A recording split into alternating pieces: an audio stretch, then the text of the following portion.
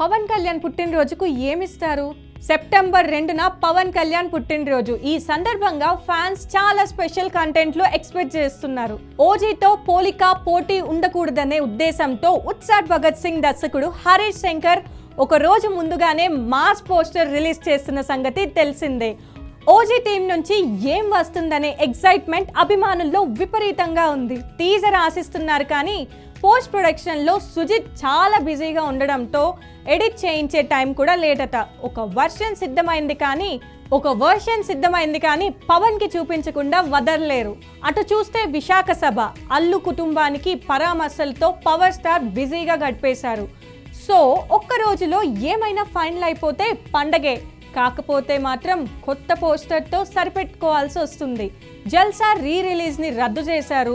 గతంలో ఒకసారి విడుదలైనప్పటికీ అకేషన్ ఉంది కాబట్టి మళ్ళీ చేద్దాం అనుకున్నారు. కానీ తమ్ముడికి బ్యాడ్ రెస్పాన్స్ రావడం, అరవింద్ తల్లి గారు అర్ధాంతరంగా కన్నుమూయడం తదితర పరిమాణాల వల్ల క్యాన్సిల్ చేశారు.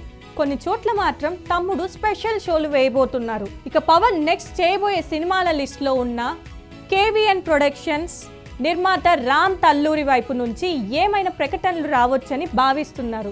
కానీ డౌట్ గానే ఉంది. ప్రస్తుతానికి వీటితోనే సర్దిద్దుకోవాల్సి వస్తుంది. ఇవన్నీ ఎలా ఉన్నా ఫ్యాన్స్ మాత్రం ఓజీ జపంలో మునిగి తేలుతున్నారు. ఓవర్సీస్ లో రికార్డులు మొదలైపోయాయి. మిలియన్ కు దగ్గరలో ఉండగా 2-3 రోజుల్లో ఆ లాంఛనం అయిపోతుంది.